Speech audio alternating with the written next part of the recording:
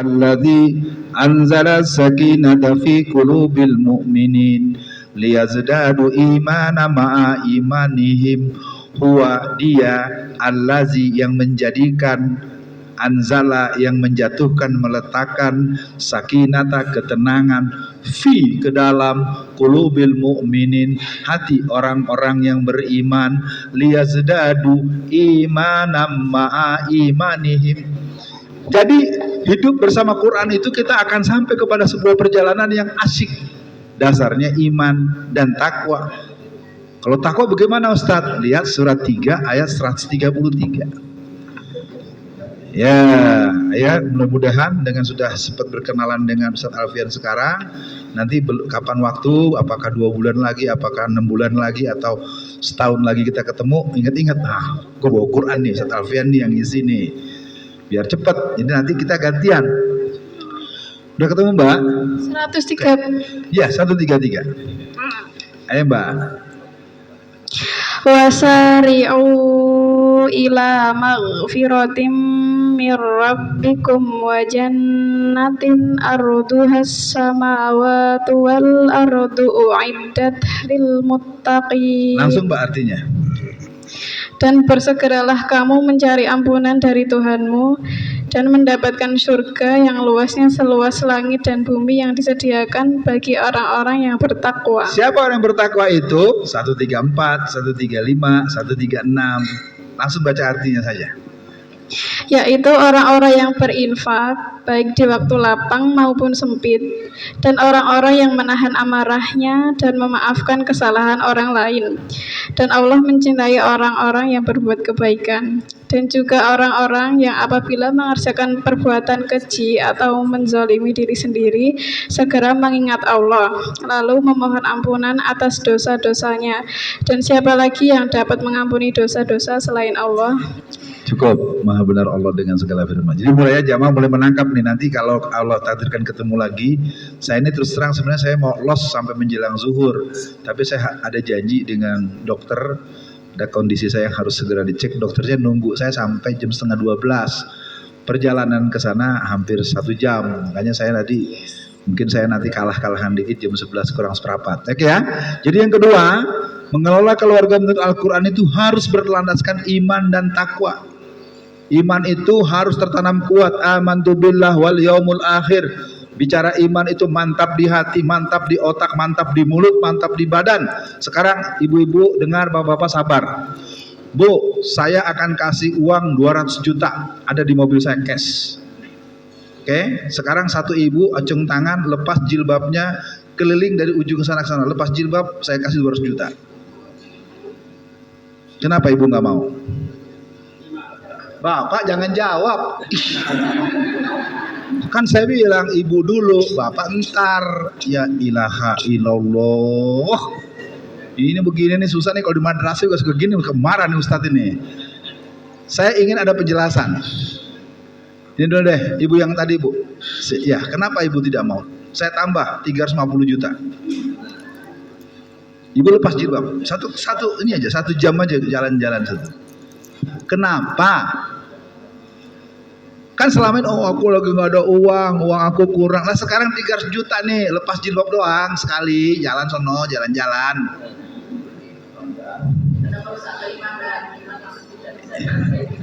Dua yang jawab yang lain, yang jawabnya ustazah. Oke, ya ini mudah-mudahan dipahami karena faktanya ada orang cuma dikasih Indomie masuk Kristen. Ini kan fakta secara kenapa gerakan kristenisasi tidak terbendung, karena umat Islamnya kok aneh, cuma dikasih uang 100.000, disuruh ke gereja, suruh haleluya, suruh nyanyi-nyanyi, kasihnya seperti sungai, dikasih uang, haleluya haleluya, goblok. Oke ya, jadi yang kedua itu, bapak-bapak nanti deh, poinnya harus diatur. Yang ketiga, keluarga menurut Al-Quran, keluarga yang menjalani hidup dengan manajemen Al-Quran adalah mengupayakan selalu dalam zona keridhaan Allah. Lihat surat 2 ayat 207. Ini kalau gini kan sama juga ngajak saya belajar lagi nih ya, nggak apa-apa. Kalau gini kan ntar saya belajar lagi, buka lagi. Ayo Mbak, 207 Mbak. Wa minan nasi may yashri nafsahu btigha amradatillahi wallahu raufum bil ibad. Artinya langsung Mbak. Dan di antara manusia ada orang yang mengorbankan dirinya untuk mencari keridhaan Allah. Dan Allah Maha Penyantun kepada hamba-hambanya. Kalau bukan karena ridha Allah, ngapain ibu bapak kesini jauh, capek? Alfian Tanjung dari subuh udah keluar, ngapain kesini? Emang saya dibayar berapa? Saya ini kan mau balik nasional, kenapa saya mau datang? Karena saya tahu nih majelisnya majelis Quran. Quran keren bro. Karena Quran itu memberikan banyak, dia bisa. Karena saya ini orang Sumatera Barat. Kami orang Sumatera Barat kalau mau berangkat merantau, pesannya cuma 2. Ya. Pesan yang pertama, jangan tinggalkan yang 5 waktu. Ya. Yang kedua, jangan pernah jadi pengemis. Karena kita punya Allah. Iyyaka na'budu wa iyyaka nasta'in. Ya. Jadi artinya para jamaah semua pada hari ini kita sedang bertemu dalam sebuah kajian bagaimana hidup harus dalam keridhaan Allah. Dan keridhaan Allah itu tidak ada argonya, tidak ada targetnya, tidak ada kwitansinya, tidak ada hitungan untung ruginya, tidak ada hitungan kalah menangnya. Makanya pertemuan-pertemuan seperti ini, kajian-kajian Quran ini kalau terus dikawal dengan baik, ini akan membuat musuh-musuh Islam tidak sanggup melawan orang-orang yang berjihad di jalan Islam. Hanya buat semua anggota majelis yang sudah berjalan sama, terus dijaga Quran kita, karena ridha Allah tidak akan mampu mengalahkan siapapun. Ya. Kalau mungkin jamaah saya mencoba membuka catatan sejarah kecil yang belum kenal, tapi semua pasti kenal dengan orang ini. Namanya Dr. Muin. Pernah kenal? Ustadz Muin pernah kenal? Saya teman lama. Kapan suatu hari saya sholat Jumat di ISKA, masjidnya Pak Abah Kasum. Sholat di sana, beliau jadi khatib. Habis itu ya kita namanya berteman, ya kita gojekan, ngobrol. Makan siang. Pas makan, selesai makan, piring kotor itu ada di meja tempat kita makan. Tahu-tahu piringnya hilang.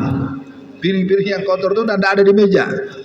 Terdengar gemericik di wastafel, orang sedang cuci piring. Ternyata yang cuci piring Dr. Muin sedang cuci piring. Seorang dokter hafal Quran, pernah jadi direktur pasca sarjana UMS, mau cuci piringin temen-temennya gitu.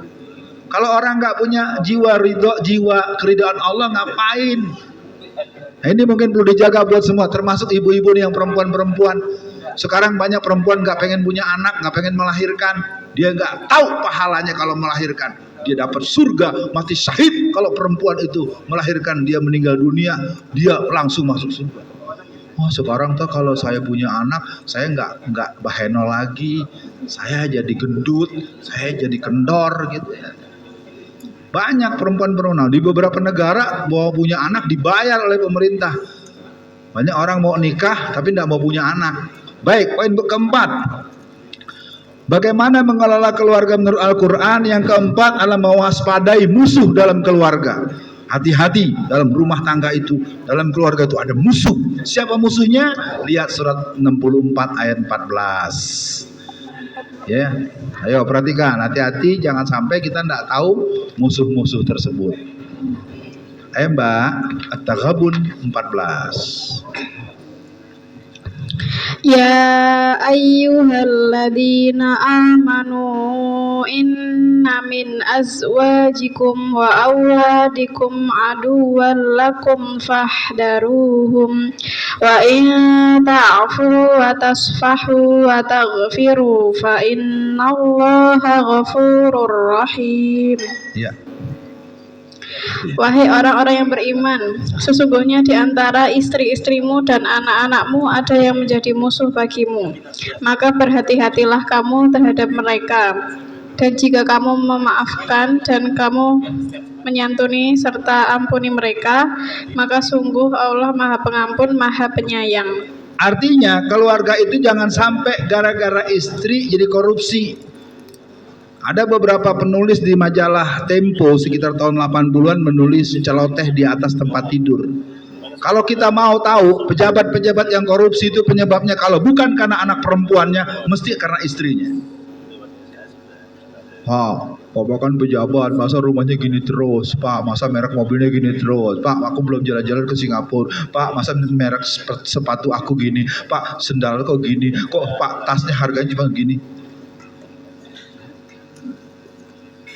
Jadi pada pagi ini saya ingatkan para semua yang hadir, musuh itu ada di rumah. Saya bicara begini juga ngalamin juga, ya. Apalagi saya baru 2 tahun bersama dengan orang yang dengan kultur Jawa. Berat. Saya ini Betawi, Pak. Saya orang Melayu. Kalau orang Betawi Melayu kan apa yang ada di sini diomong. Kalau orang Jawa ngono ya ngono, jangan senyum-senyum tapi hati berdarah-darah. Kalau kita orang Betawi udah diomongin udah blas selesai. Sama sama orang Jawa Madura, Surabaya. Kalau orang Jawa Tengah kayaknya sih nggak tersinggung, tapi sakit hati 7 hari, 7 malam, 7 tanjakan, 8 belokan, 10 tanjakan. Ya. Oke ya, jadi yang keempat adalah mewaspadai musuh. Artinya kalau bagi bapak-bapak musuhnya adalah istri-istrinya, bagi istri-istri musuhnya bapak-bapaknya. Karena ada istrinya rajin ngaji, suaminya nggak suka sholat. Suaminya ustadz, istrinya nggak pakai jilbab. Ada. Saya bukan nyindir siapa-siapa. Saya pernah suatu hari salah satu orang, saya bilang guru saya, subuh-subuh panggil saya, Alfian, nanti subuh kamu saya tunggu di musola ini. Terus saya datang, ada apa Ustaz? Sampaikan salam sama teman-teman ikhwan dimanapun.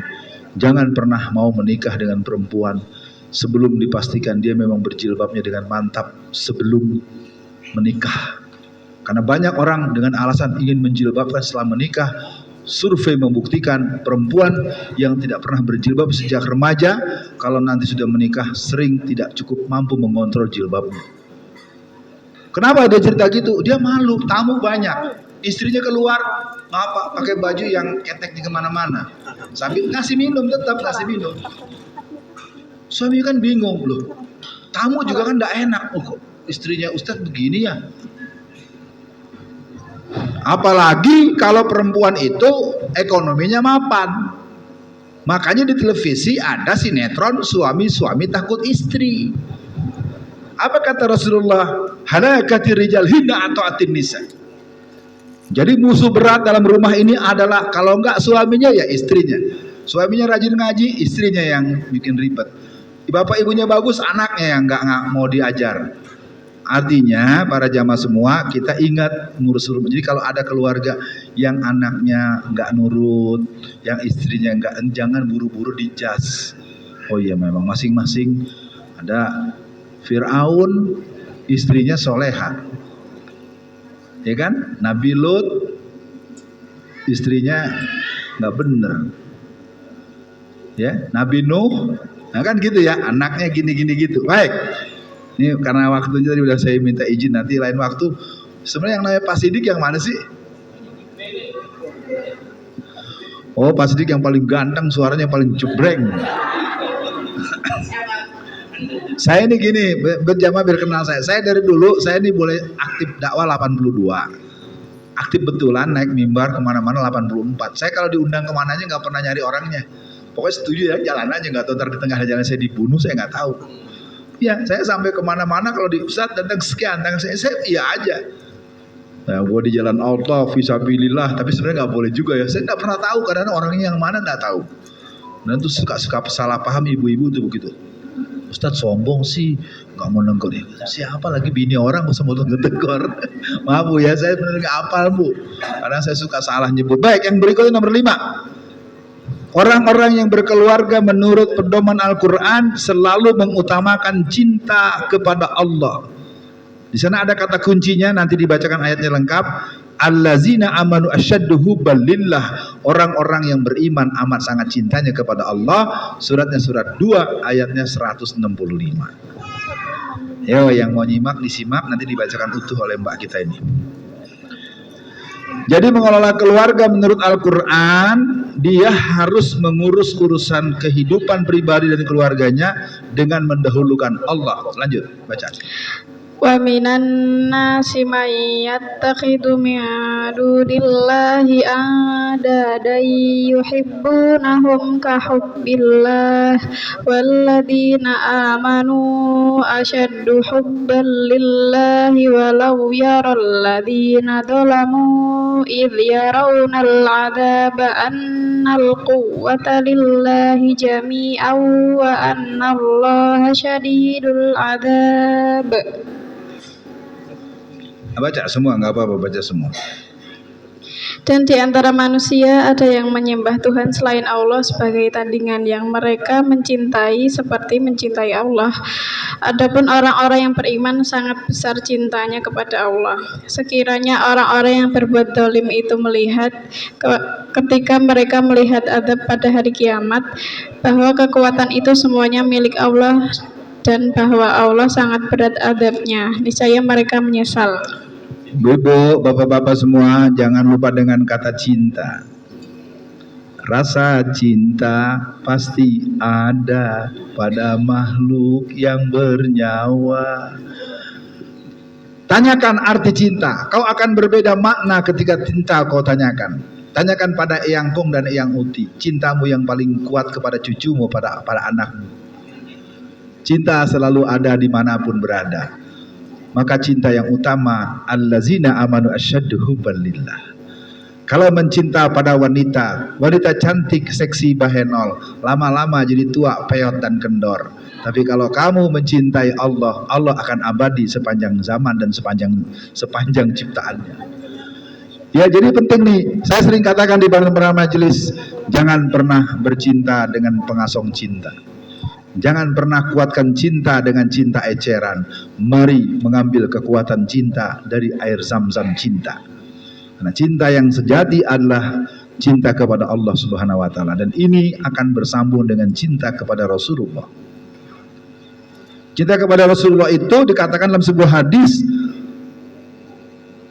la yu'minu ahadukum hatta ahabba ilaihi wa waladihi wan nas ajma'in. Tidaklah engkau dikatakan beriman sebelum engkau mencintai aku itu Rasulullah. Ya, mencintai aku lebih dari alam semesta. Nah, kalau kita tanya sekarang, ada orang Islam di rumahnya dipasang foto Soekarno. Saya tanya sekarang, Soekarno sama Rasulullah muliaan mana?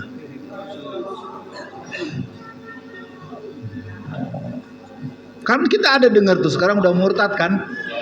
Yang banding-bandingan dengan Rasul kan kurang ajar tuh. Itu kalau dekat tuh wajib iya, nggak bisa. Ya, nah kita lihat dalam surat 3 ayat 31.